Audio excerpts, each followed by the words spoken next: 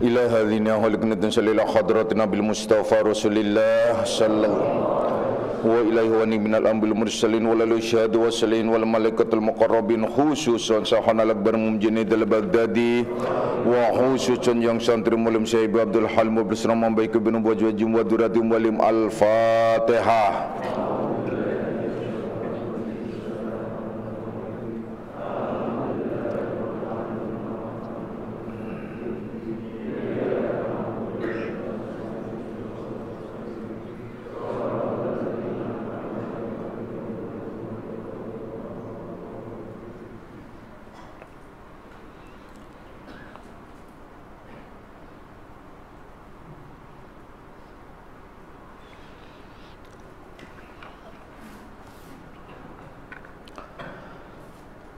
Assalamualaikum warahmatullahi wabarakatuh.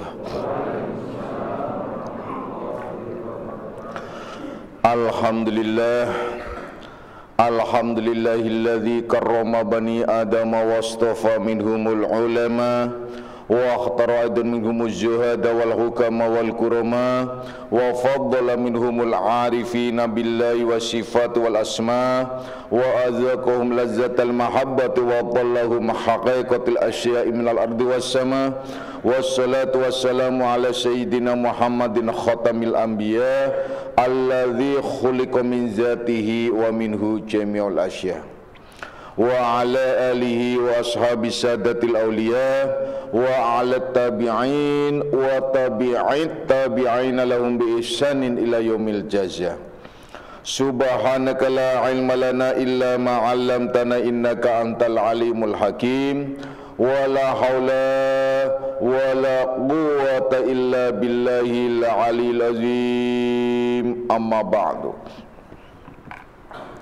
Masyarus salikin, kaum bapak dan kaum ibu jamaah pesantren Akmaliyah, anak-anak rohaniahku semuanya, baik yang hadir secara jasmani maupun nafsani, baik yang mendengarkan langsung di pesantren Akmaliyah maupun yang melalui radio online Akmaliyah.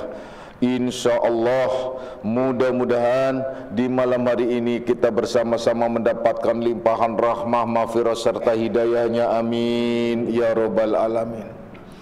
Mari kita lanjutkan kajian kita di dalam membahas kitab Syarah Hikam Ibnu Athaillah, di mana kita sedang membahas tentang bagaimana orang-orang yang selalu memandang kepada Allah Subhanahu wa taala dengan ghirahnya, dengan kekuatan dan gairahnya untuk menuju kepada Allah Subhanahu wa taala.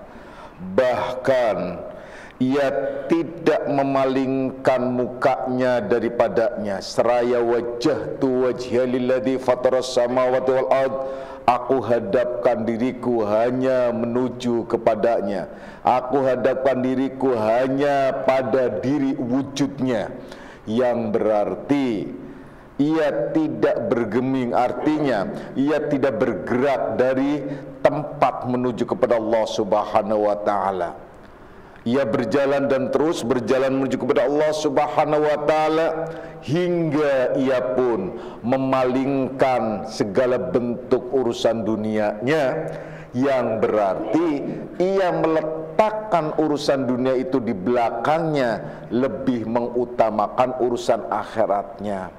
Ini yang diisyaratkan di dalam Al-Quran pula, bahwa utamakan akhiratmu walau jangan mengabaikan urusan duniamu. Jadi dengan kata lain, mengutamakan akhirat itu adalah perintah Allah Subhanahu wa taala. Jadi kalau ada orang yang menyatakan yang penting kan harus urusan dunianya dulu, kalau dunianya sudah selesai baru urusan akhiratnya tenang rasanya ibadahnya, itu perkataan membolak-balikan yang membahayakan. Yang ada perintah ialah utamakan akhiratmu, wala tansa nasibaka minad dunya. Namun kalian jangan membiarkan, mengabaikan atau meninggalkan bahagianmu di dunia ini. Yaitu apa sih bahagian kita? Kita masih hidup di dunia, dengan jasmaniah kita, kemudian kita juga butuh berbagai macam fasilitas, maka Allah menebarkan rezeki untuk hamba-hambanya. Cari dan ambil, jemput rezeki-rezeki itu sebagai usaha dan ikhtiarmu untuk menuju kepada Allah Subhanahu wa Ta'ala. Artinya bahwa rezeki fasilitas di dunia ini sebagai jembatan, sebagai pendorong, sebagai fasilitas, semuanya adalah untuk menuju kepada Allah Subhanahu wa Ta'ala. Itu intinya. Wahai anak-anakku semuanya, sebelum kita melanjutkan kajiannya, mari kita jernihkan terlebih dahulu akal pikiran kita. Kita jernihkan terlebih dahulu hati dan jiwa kita dari segala macam kekeruhan dunia. Kalau berbicara tentang ampunan, tadi kita telah mendapatkan ampunan dari Allah Subhanahu wa Ta'ala, dan insya Allah seluruh dosa-dosa kita adalah telah dibersihkan oleh Allah Subhanahu wa Ta'ala. Amin ya robbal alamin. Ini janjinya.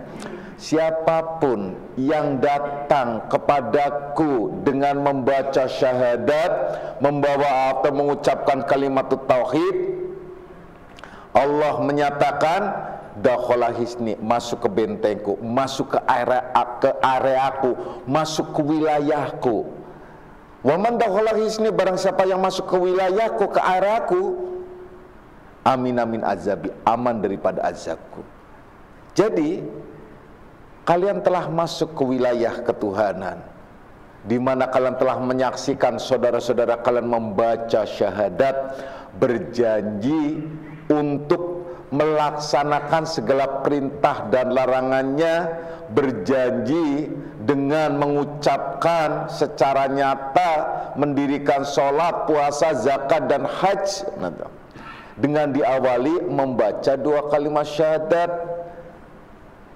Yang membaca maupun yang mendengarkan adalah sama, yang melakukan atau yang menyaksikan sama nilainya, yaitu mendapatkan ampunan dari Allah Subhanahu wa Ta'ala. Insyaallah kita bersih semuanya, amin ya robbal alamin. Oleh karenanya jangan sia-siakan dan jangan kalian kotori lagi.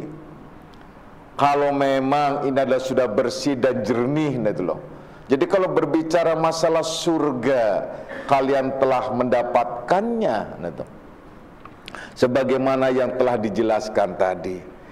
Terlepas dari itu semua, wahai anak-anakku semuanya, ya, kita melaju jalan terus menuju kepada Allah Subhanahu wa Ta'ala. Intinya ialah kita jangan berbuat salah dalam arti terutama syirik. Bapak akan jelaskan sedikit sebelum kita berlanjut. Kenapa dunia, kenapa akhirat, kenapa segala macam. Ini persoalan. Terkadang kita terjebak dengan urusan dunia sampai harus menggadaikan iman kita. Banyak orang yang berurusan dengan dunia kemudian menggadaikan imannya, bahkan menjual imannya untuk kepentingan nafsunya, menjual Islamnya untuk menggemukkan nafsunya, untuk mensuburkan kehendak nafsunya. Itu tidak sedikit semacam itu. Makanya hati-hati, bahwasanya dunia itu adalah laknat. Siapapun yang ada di dalam dunia ini akan ikut terlaknat. Illa makana lillah, kecuali orang yang ada di jalanku, di jalan Allah. Orang yang di jalan Allah yang tidak akan terlaknat. Kenapa dunia ini terlaknat?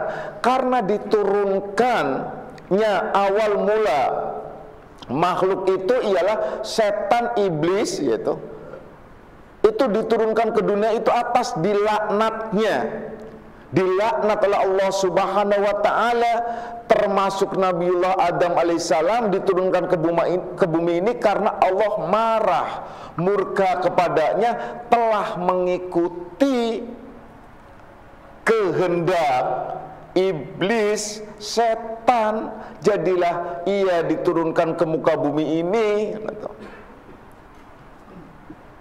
Jadi kalau di dalam Al-Quran disebutkan bahwasanya dunia itu la'ibun walahun,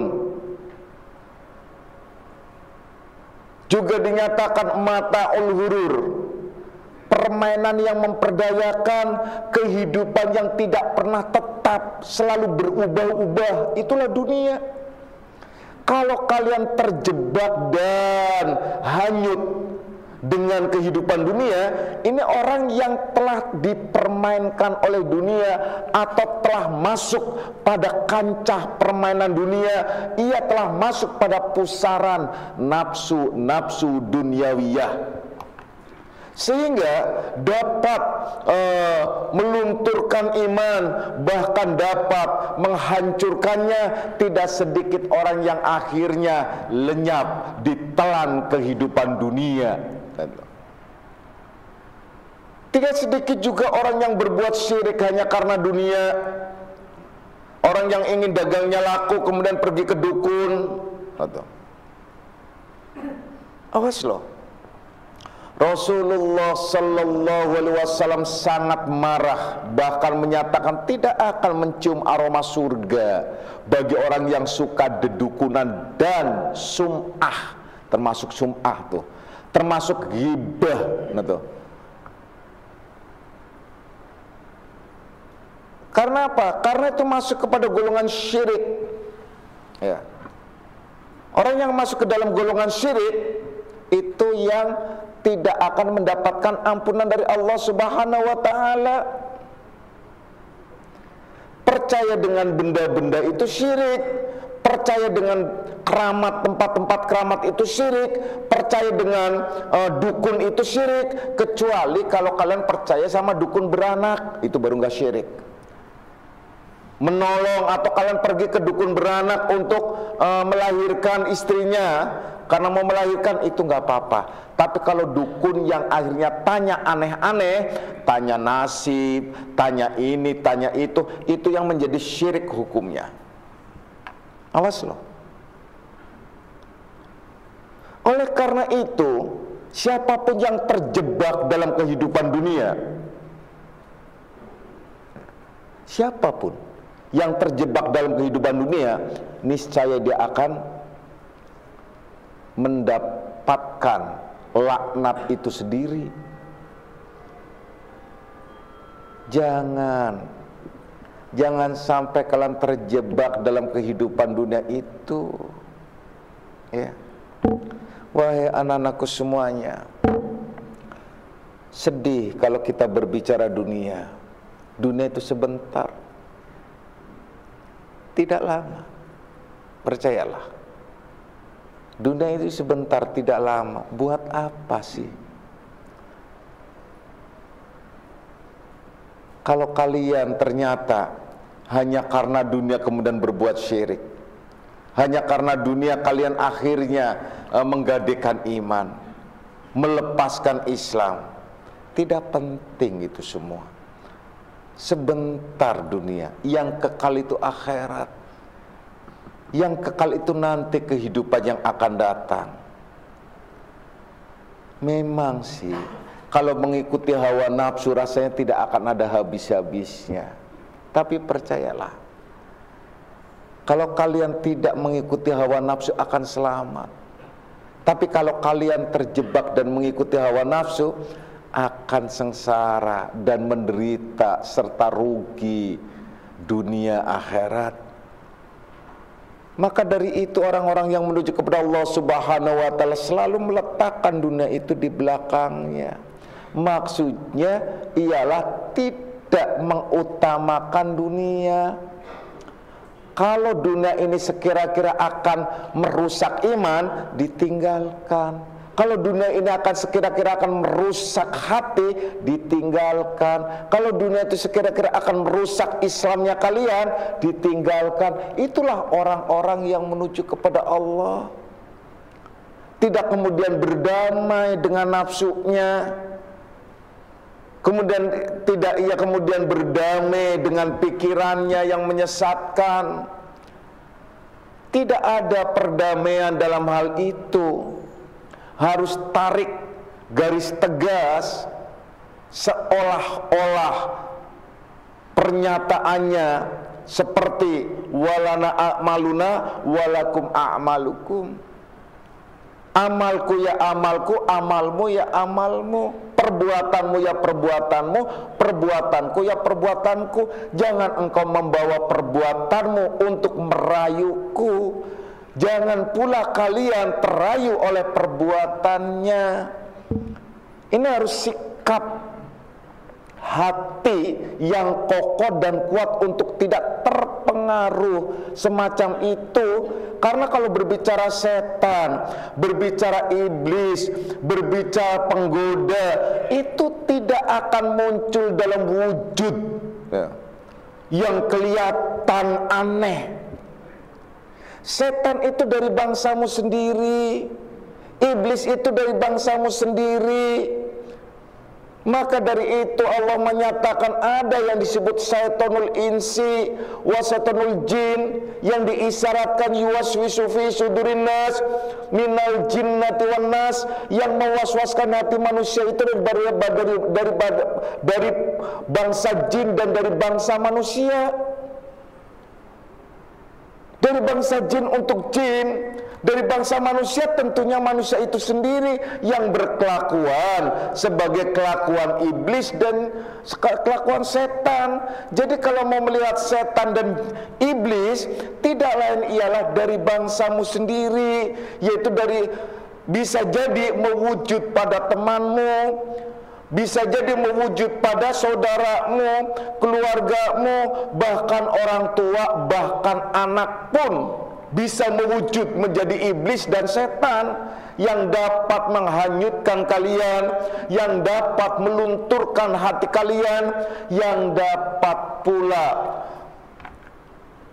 membakar jiwa dan hati kalian sehingga iman terpendam dan terkubur.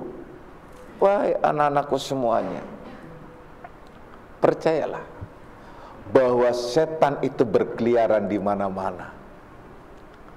Setan itu adalah dari bangsamu sendiri. Jangan mencari-cari setan yang lain-lain, seperti juga gambaran. Kalau orang-orang umum secara umum, baik diilmiahkan maupun di apa-apa tuh didakwahkan, seperti yang pernah ditanyakan ya di grup tentang Dajjal yang akan datang, Nabiullah Isa yang akan turunnya disebut Al-Mahdi. Hampir secara umum itu memahaminya seolah-olah kayak turunnya itu seperti Superman dari planet lain, blak turun. Begitu juga Dajjalnya.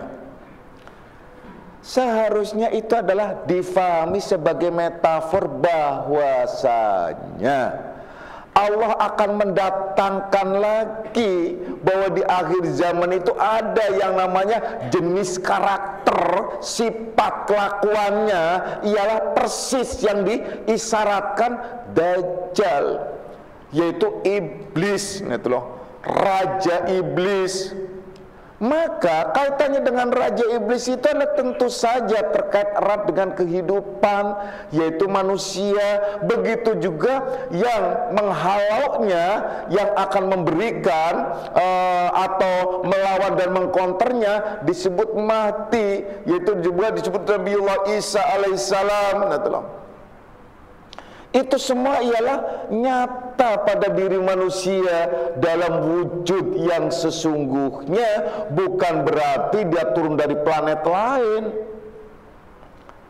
Di akhir zaman itu semacam itu.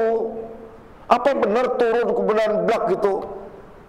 Allah akan menurunkan sesuatu apapun ialah melalui sunatullah. Itu sudah pasti. Kenapa? Karena mukjizat itu akan turun apabila melalui media, yaitu medianya kekasih Allah. Dalam hal ini mukjizat ada pada para nabi dan rasul, sedangkan para aulia tidak disebut mukjizat, ialah disebut karomah. Orang-orang yang beriman disebut maunah. Itu yang harus difahami. Jadi akhirnya kita harus paham betul, hayu kita jalan menuju kepada Allah dan letakkan dunia itulah di belakang kita. Jangan sampai diletakkan di depan kita yang akan menghalangi perjalanan kita. Ini kalimat metafor pula, bahwa meletakkan dunia di belakang kita, jangan meletakkan dunia di depan kita yang menghalangi perjalanan kita menuju kepada Allah. Kita lanjutkan pada pengertian lain, yakni in kanat ainul qalbi taduru annallaha wahidun fi minnatihi fassari'atu taqtadi annahu la budda min syukri khaliqati. Yakni in kanat ainul qalbi, jikalau keberadaan mata hati itu tangduru anallaha wahidun, memandang kepada Allah bahwasanya Allah itu adalah ahad, Allah itu adalah esa, fi minnatihi, maka itu adalah anugerah minnah dari Allah Subhanahu wa taala yang ada di dalam dirimu. Fasyari'atu taqtadi annahu la budda min syukri khaliqati. Maka syariat menyuruh, syariat menetapkan, mengharuskan bahwa kalian itu bersyukur, berterima kasih pula kepada sesama makhluk, gitu. Khaliqatihi. Ini apa yang dimaksud? Ini rumit, unik, tapi mengalir dan mudah dipahami.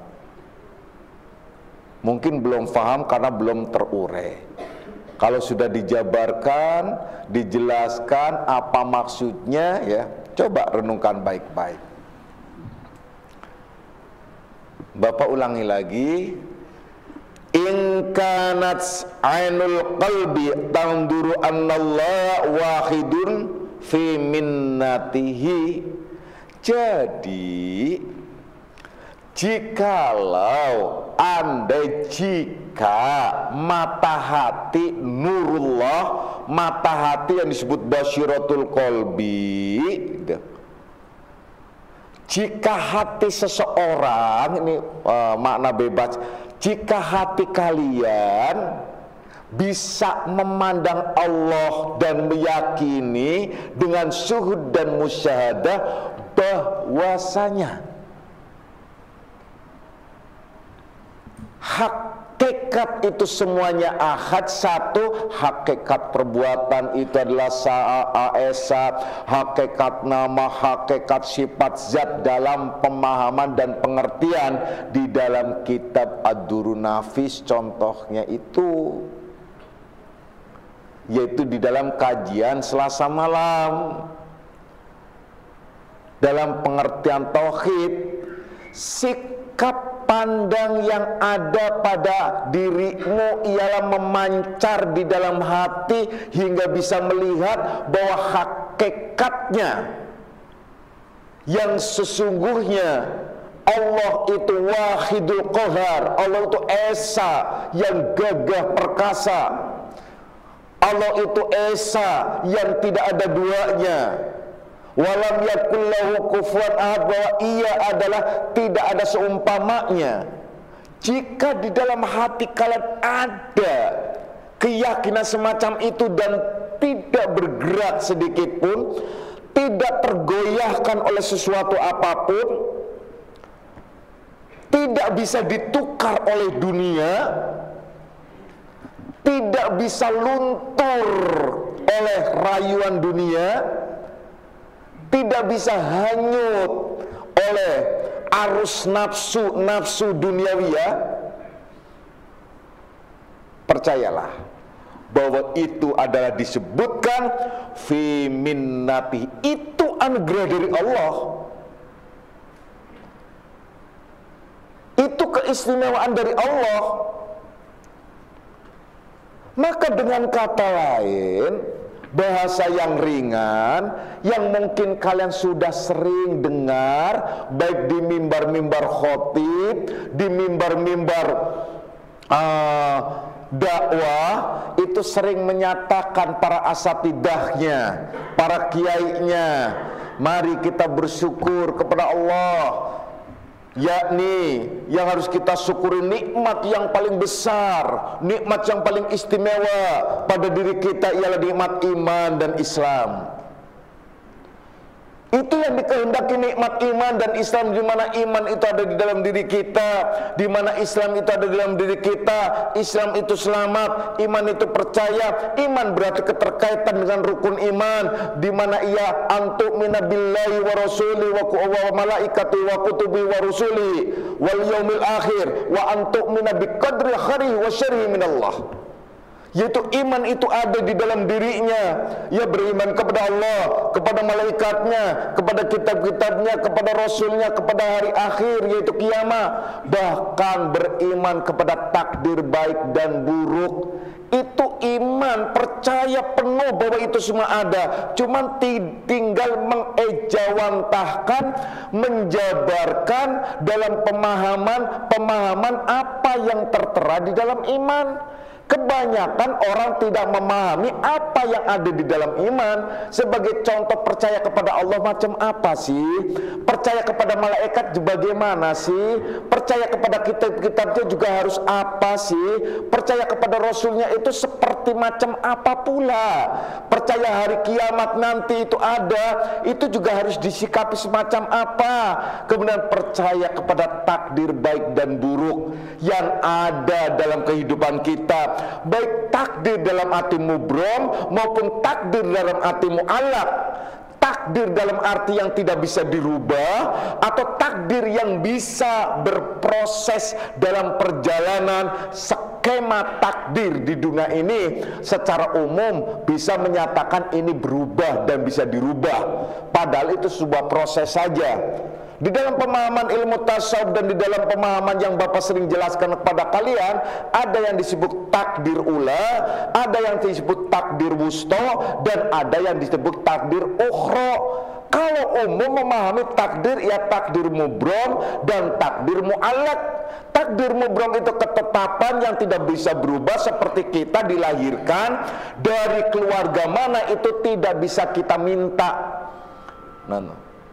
Sebagaimana kita juga dilahirkan menjadi laki-laki atau perempuan, itu adalah sebuah takdir yang tidak bisa berubah dan tidak bisa dirubah.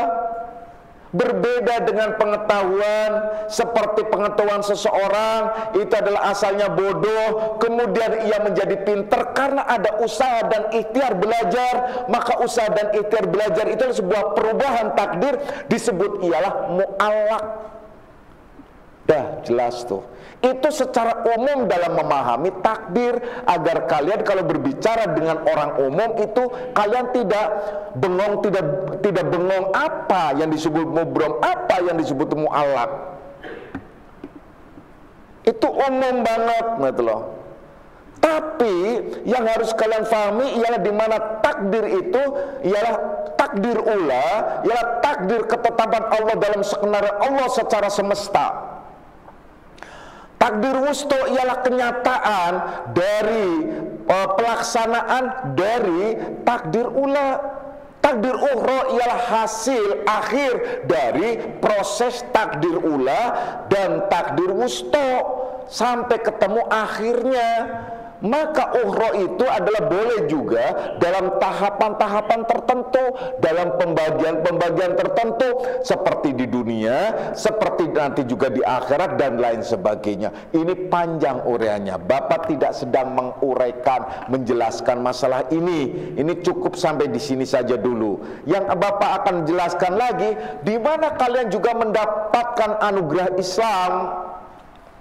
Bukan sebatas nikmat iman, tapi juga nikmat Islam. Jangan kira kalian Islam itulah bukan anugerah dan nikmat dari Allah. Itu anugerah, disebut hidayah. Lebih lagi hidayah itulah masuk kepada diri seseorang. Famayadi falamudillalah.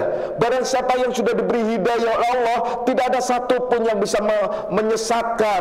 Walaupun jutaan, bahkan seluruh malaikat, makhluk seluruh dunia menyesatkan sekalipun, tidak akan bisa.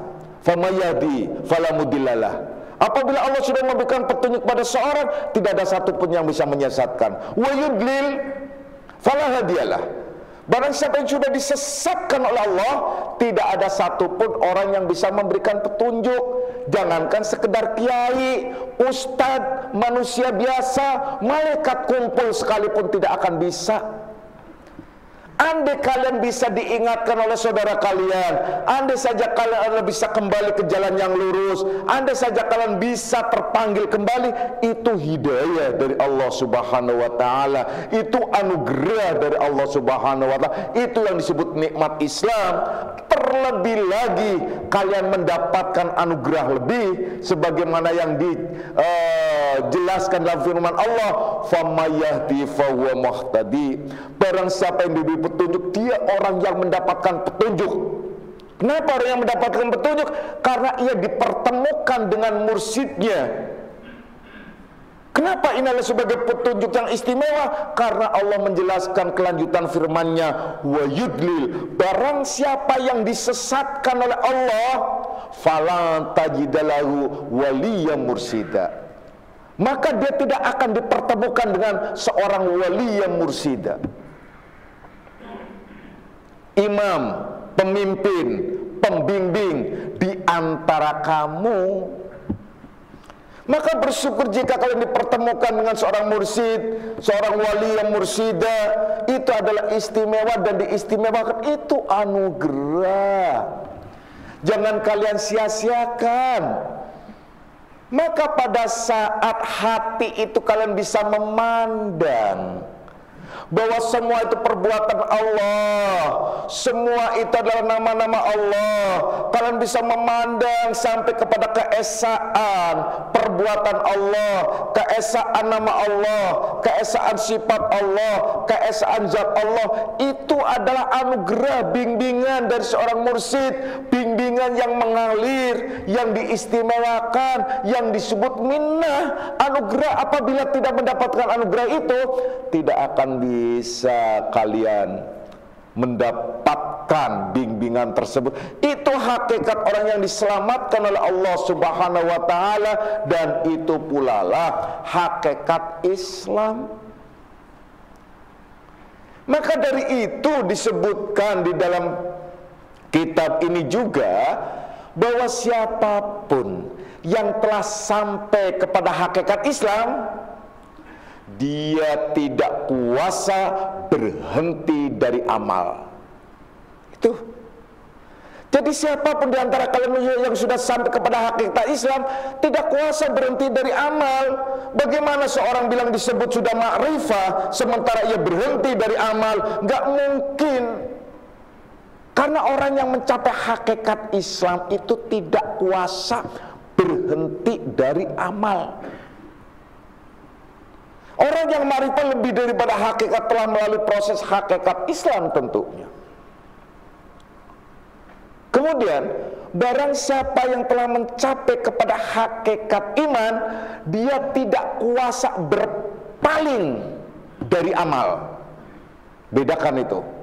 Kalian nanti keserimpet-serimpet nih bahasanya. Saya ulangi lagi. Barang siapa yang sampai kepada hakikat Islam tidak kuasa berhenti dari amal. Barang siapa yang sampai kepada hakikat iman tidak kuasa berpaling dari amal. Jadi kalau orang mencapai hakikat Islam itu berhenti dari amal, tidak bisa. Dia tidak kuasa untuk berhenti. Mau berhenti sholat, nggak kuasa. Dilalahnya nggak bisa saja. Kepengen coba-coba nggak mau sholat subuh, nggak bisa juga. Kenapa? Ya bangun akhirnya. Udah bangun, ya udah bangun, tinggal bangun terus mau ngapain? Mau main congklak pagi-pagi? Ya tentu saja bangun ambil air wudhu, ya tentu sholat. Itu orang yang tidak kuasa berhenti dari amal. Mau pergi kemana saja ingat amal. Mau melakukan apa? Ingat amal. Terus beramal terus. Amal dalam arti ibadah ritual maupun amal dalam arti ibadah sosial. Rasanya nggak bisa kalau nggak menolong orang yang sedang kesusahan. Rasanya nggak bisa kalau dia adalah tidak menolong orang yang sedang kesulitan, dan seterusnya dan seterusnya. Rasanya ingin menolong terus, itu dalam ibadah sosial. Itu tidak kuasa berhenti dari amal. Jadi selalu dia beramal. Jadi mudah, ringan tangan, bukan ringan tangan mengambil barang orang lain. Ringan tangan maksudnya ringan tenaga untuk menolong orang lain, bukan pelit tenaganya. Tuh. Apa saja, karena itu juga sebagian daripada zakat ruas tulang. Tenaga saja pelit yang padahal dia tidak perlu beli. Berkata baik saja pelit padahal tidak perlu beli. Mau beli di mana sih kata-kata? Enggak perlu. Cukup berkata baik. Senyum saja pelit padahal enggak perlu modal. Cuma nyengir doang dikit aja. Susah banget sih, nah itu loh. Senyum kan membawa berkah. Senyum itu membawa berkah. Kenapa? Pada saat senyum orang itu lega. Tapi kalau senyumnya sepanjang jalan, orang gila. Nah itu loh. Itu kan begitu, ya, senyum. Tapi bagi kaum wanita jangan mudah senyum, ya, terhadap laki-laki, ya. Senyum terhadap perempuan, sesama perempuan sama, nah, boleh, nah, loh. Senyum, apalagi kalian di daerah Jazirah Arab, wanita senyum terhadap laki-laki, wah saya kira itu dianggapnya tradisi di sana itu sebagai kode bahwasanya wanita itu kepengen dikunjungi oleh laki-laki itu. Pasti diuber-uber dicari nanti. Makanya kalau di daerah sana itu kalau kalian umrah jangan mudah. Wanita gak boleh ramah dengan laki-laki. Laki-laki sana gak boleh. Cemberut aja udah, bodoh amat, pokoknya cemberut gitu lah. Harus cemberut itu begitu ya. Jadi gak boleh gitu. Kalau di Indonesia ramah, senyum, ramah memang gak ada masalah. Tapi di daerah lain itu ada kode etik tertentu yang akhirnya gak boleh. Makanya di daerah Jazirah Arab banyak wanita ditutup dengan cadar supaya gak kelihatan senyumnya. Tapi kebanyakan giginya ompong. Nah itu jadi tutup cadar supaya gak kelihatan senyumnya wanita-wanita itu. Nah itu ya. Itu contoh-contohnya semacam itu ya. Makanya cadar itu ialah tradisi di Jazirah Arab yang akhirnya diperbolehkan dan disyariatkan menjadi sunnah, dan boleh orang yang melakukannya, orang yang wanita yang ingin bercadar, apalagi nutupin cacat, hidungnya sumbing atau apa segala, boleh, itu bagus itu. Jadi pas dibuka baru kelihatan deh. Udah, berarti kalau laki-laki mau menikahi orang yang bercadar itu tidak haram, boleh membuka mukanya dan membuka kudung, itu diperbolehkan. Artinya diperbolehkan aslinya bener nggak sih, telinganya ada nggak gitu loh, kemudian mukanya bener nggak gitu, itu boleh. Jadi itu boleh, dibolehkan. Itu sekejap itu adalah disaksikan nih. Jadi kayak orang beli itu, kayak apa tuh, orang beli apa saja gitu. Jadi pada kan tutup rapat. Nah kemudian mau nikah, mau ngelamar, ya oke, kalau gitu buka dulu, buka lah gitu loh. Nah, jadi dibuka boleh. Nah itulah, buka blas gitu, oh gitu, oh ya benar, telinga utuh, kemudian kiri kanan ada, hidung utuh semuanya, oh ya udah nggak apa-apa gitu, selesai, tutup lagi. Nah itu begitu, itu tradisi semacam itulah diperkenankan, diperbolehkan hanya untuk itu. Nah ya, nah kita nggak bicara ke sana. Jadi ya, kembali lagi bahwasanya itulah Islam yang selamat, bahwa siapapun di antara kalian yang sampai kepada hakikat Islam dan hakikat iman, tentu saja hakikat Islam tidak kuasa berhenti dari amal. Tidak kuasa berhenti dari amal. Kalau tidak kuasa berhenti dari amal, berarti kalian selalu beramal terus, tidak bisa berhenti dari amal. Terus ada orang bilang. Kemudian dia meninggalkan syariat, meninggalkan amal, sementara dia adalah seorang salikin, dia kata kepada Allah. Itu kan kebohongan akhirnya. Namanya kekeliruan. Itu yang disebut orang tersesat di jalan yang terang. Mursyidnya masih ada. Nah, kalau mursyidnya nggak ada, mungkin saja ini mursyidnya masih ada, gurunya masih ada, pembimbingnya masih ada. Kok dia bisa tersesat? Nah, itulah. Karena dia tidak piawai dan tidak mengikuti dengan baik dan benar, mungkin dia berselingkuh dari mursyidnya yang akhirnya dia menjadi tersesat di jalan yang terang. Maka dari itu hati-hati. Nah, seperti iman tidak kuasa berpaling dari amal. Kenapa bedanya berhenti dan berpaling? Berpaling itu ialah dia berselingkuh. Nah tuh. Jadi berselingkuh aja nggak bisa. Mau sudah, artinya mau beramal tapi tetap beramal tapi hatinya tidak hadir, nggak bisa. Tetap hatinya itu hadir. Jadi berpaling itu adalah lebih lagi daripada berhenti. Kalau berhenti, berhenti total. Kalau berpaling, dia tetap sholat. Contohnya sholat tapi dia males-malesan. Itu nggak bisa semacam itu. Sholatnya serius akhirnya. Zikir ya serius, nggak ada istilah males-malesan. Walaupun dia zikir setiap malam seperti bulan Ramadan, males-malesan gitu. Ngaji males-malesan. Ngaji datangnya duluan, tapi ngopi dulu di warung. Ngopi gitu. Nanti giliran udah selesai, saya udah assalamualaikum, bergrup datang. Datang udah ditutup, akhirnya ngaji di bawah. Itu namanya orang yang ketinggalan kereta. Padahal dia sudah datang di stasiun sejak pagi. Nah, tapi ketinggalan kereta. Nah, itu sama itu. Nah, itu loh. Pak, ngaji di bawah sama di atas beda nggak sih? Beda. Nah, itu loh. Kalau gitu yang online sama yang hadir di sini beda nggak? Ya beda. Nah, itu loh. Jangan bikin kecil hati lah Pak. Nah, itu. Ya tentu saja ada bedanya dong gitu. Ya enakan dong orang yang di Jakarta, ya udah pindah aja semua ke Jakarta. Nah, ada bedanya, ya plus minus. Yang di bawah kalau dia benar-benar ketinggalan, maka hukumnya sama. Tapi kalau dia sengaja meninggalkan diri, ini namanya ngeyel, gitu loh. Nah, itu lain, tidak dihitung. Begitu juga orang-orang yang online jauh di sana, sama nggak hakikatnya? Hakikatnya nilainya sama, energinya hanya beda di energi. Tentunya energinya lebih kencang. Ya orang yang dekat dengan matahari dengan jauh kan tentu beda. Kalau yang jauh di sana sejuk kan enak. Kalau di sini kalian panas. Kenapa? Yang panas mendengarkan ceramah siapa? Hanya setan dan iblis. Nah, itulah.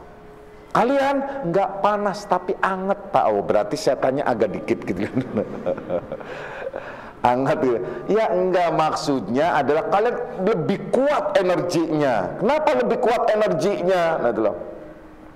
Karena lebih dekat dengan matahari. Nah, itulah. Lebih dekat dengan matahari itu energinya tentu lebih kuat tentu. Tapi kalau yang sumpamanya jauh di sana, kalau gitu energinya ya tentu saja ada batasan-batasan, walaupun tidak ada perbedaan, sama-sama terang.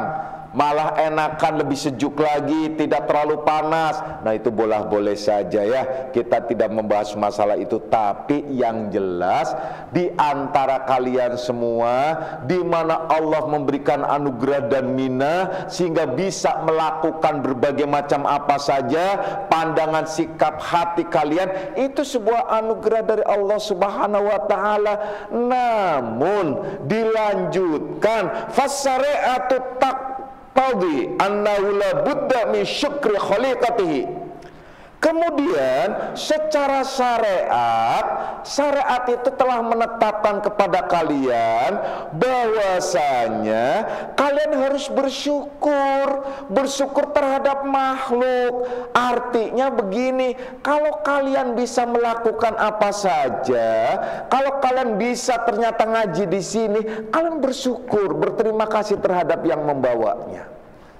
Kalau kalian bisa menerima ilmu ini, maka bersyukurlah terhadap siapa yang menyampaikannya. Kalau kalian bisa sampai di sini karena dengan kendaraan, bersyukurlah yang punya kendaraan, apalagi yang nebeng, umpamanya.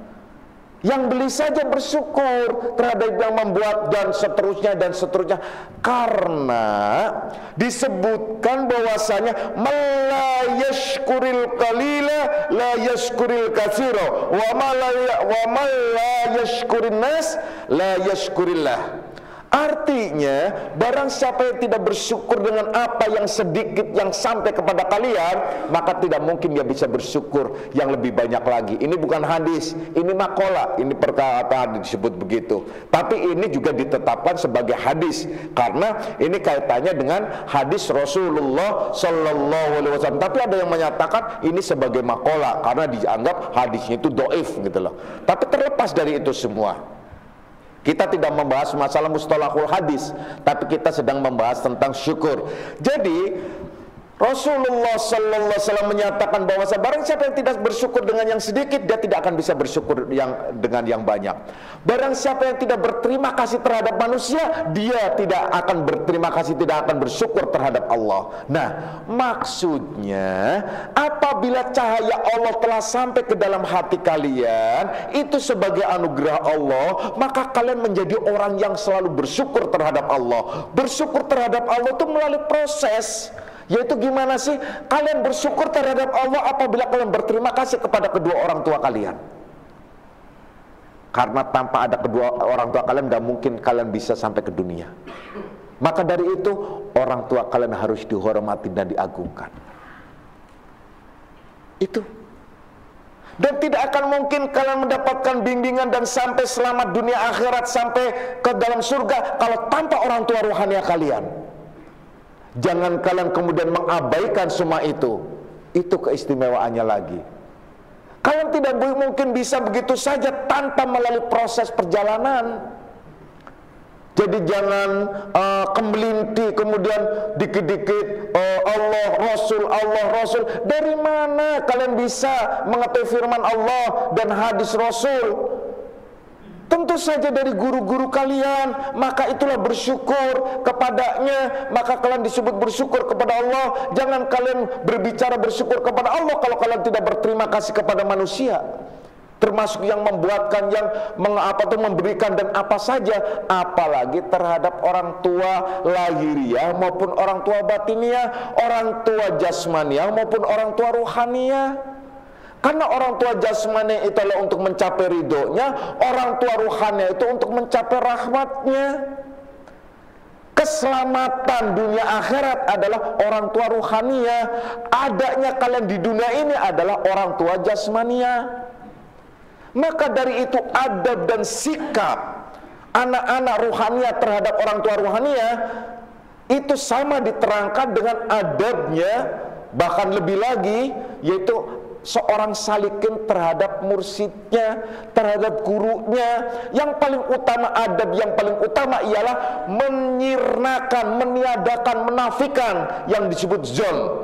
Tidak boleh ada zon sedikit pun, harus nunut, manut, ikuti apa saja yang dikatakannya. Selesai. Itu etika dan adab yang baik dan benar. Kalau masih ada ande atau alasan apapun, itu bukan masuk golongan adab. Tidak beradab. Contoh. Nah, contoh ini sekaligus anjuran. Nah, anjuran ini secara umum anjuran. Ini contoh, tapi secara umum anjuran. Tapi kalau di Akmaliyah saya mewajibkan. Bedakan nih, secara umum anjuran. Anjuran. Nah, kemudian ini juga sunnah yang dianjurkan oleh Rasulullah Sallallahu Alaihi Wasallam. Bagi salikin, saya mewajibkan. Secara intern. Demi apa? Ini demi kebaikan semua salikin. Contohnya ialah, sebut saja mulai besok, mulai sejak perkataan ini, saya, bapak, guru kalian, mursyid kalian mewajibkan bagi siapa saja yang radius terdekat di Akmaliyah wajib sholat berjamaah di Akmaliyah. Mau nggak, kan? Yang terdekat, pokoknya kalau ada di rumah kalian, ada di rumah kalian yang dekat di sini, radiusnya berapa sih? 1 RW atau 1 ini? Udah, terserah kalian. Udah. Kalian tinggal memaknakan. Bapak tidak akan menentukan radius, pokoknya terdekat dan sempat, silahkan. Nah, dalam waktu-waktu yang 5 waktu, 4 waktu diimami oleh warasatul mursyid Haqo. Subuh khusus saya mengimami, dan subuh ini adalah khusus ya saya mengimami. Kemudian khusus untuk semua, silakan yang ada di tempat sini, yang sedang ada di rumah, tidak ada halangan apa-apa, apa sih susahnya hadir sama-sama? Karena apa? Istimewa sholat berjamaah dan dijamin diterima, benar dan tidak benar diterima sholatnya, selesai. Kalau sholat sendiri, satu juga diragukan, satu aja diragukan. Kalau berjamaah itu tidak ada keraguan, bukan hanya satu tapi dinyatakan 27. Kalau di luar kota, yang di sana di luar Jabodetabek, siapapun di antara di sana yang ada majelisnya, maka yang terdekat dengan majelisnya berjamaah, salah semuanya, sama seperti di sini. Sragen, kemudian Sumenep, atau di daerah mana, di Slendro, di Simo, di tempat-tempat yang ada majelisnya, hidupkan di dalam sholat 5 waktu yang ada di situ. Pada saat sholat 5 waktu dan terutama adalah sholat subuh, semua hidupkan, dan insya Allah akan mendapatkan keberkahan semuanya. Amin ya robbal alamin. Itu contoh ya. Nah, Bapak mewajibkan untuk salikin secara umum, itu anjuran dan sunnah Rasulullah Sallallahu Alaihi Wasallam. Silahkan. Nah, ini pada saat Bapak menganjurkan semacam ini, mengikuti enggak? Atau ada enggak di antara mereka itu kemudian beralasan, Pak, saya tuh agak jauh ya Pak ya, tempatnya tuh agak daerah PKP kesana dikit gitu loh, agak jauh ya Pak ya,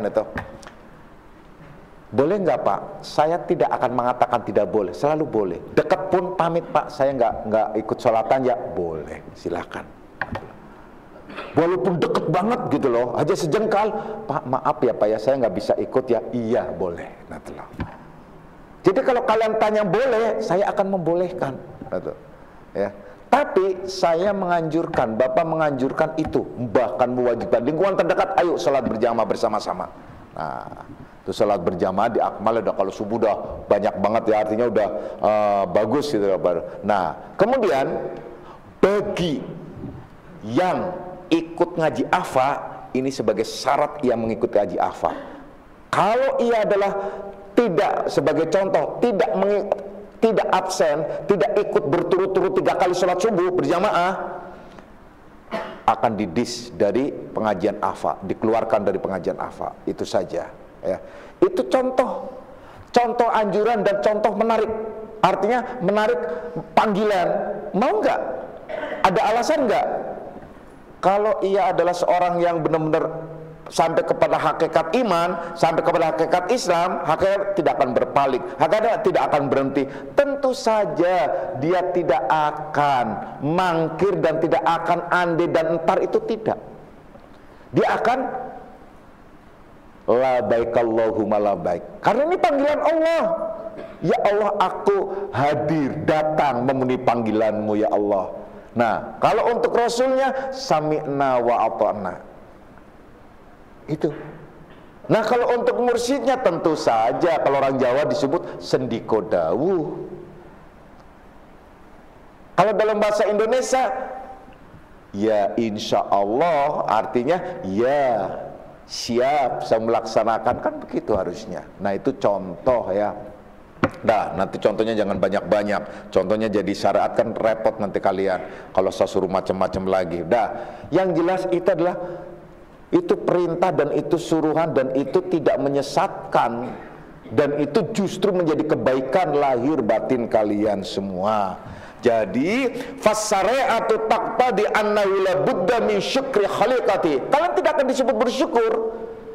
Kalian tidak disebut bersyukur terhadap Allah kalau kalian tidak memenuhi panggilan mursyidnya. Tidak bersyukur kalian dipertemukan dengan orang tua ruhania. Kalau kalian masih mangkir, kalau kalian masih ngeyel, nah itu loh. Tidak akan bersyukur. Begitu juga dalam hal apa saja. Nah itu loh. Jadi kalau hati kalian jernih dan hati kalian berbinar dan hati kalian ternyata bercahaya dengan cahaya Allah, niscaya kalian akan memenuhi panggilan tersebut, karena itu adalah minnah dari Allah, anugerah dari Allah Subhanahu wa taala. Wahai anak-anakku semuanya, ya, jelas itu. Jadi akhirnya orang-orang yang sampai kepada hakikat ihsan itu ialah orang-orang yang tidak kuasa berpaling kepada seorang juga pun. Jadi tidak ada alasan saya jauh, tidak ada alasan saya ada urusan ini, tidak ada alasan untuk urusan dunia. Tidak kuasa berpaling kepada seorang juga pun. Ini kalau orang yang baik, yang sudah ihsan. Yang udah ihsan yang macam apa sih?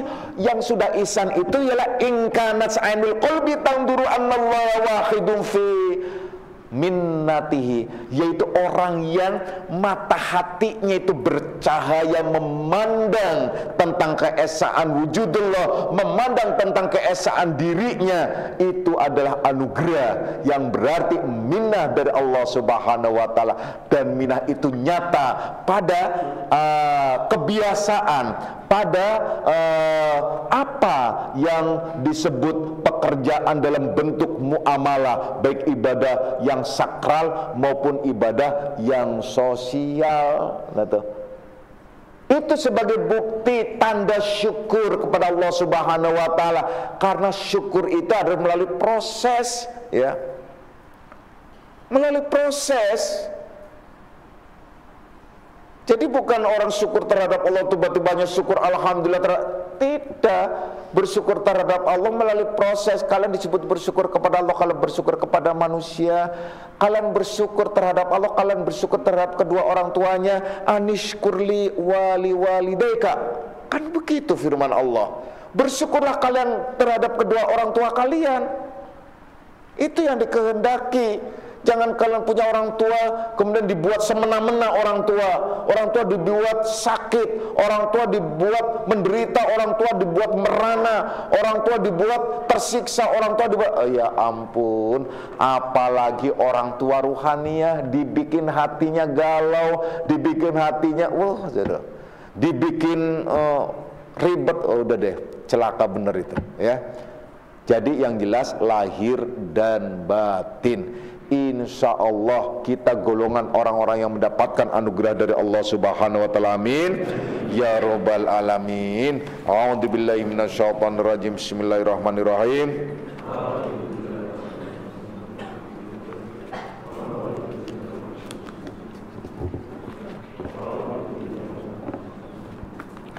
Asyhadu an la ilaha illallah wa asyhadu anna Muhammadar Rasulullah. Hadanallahu wa iyyakum ajma'in wal afu minkum. Wassalamualaikum warahmatullahi wabarakatuh.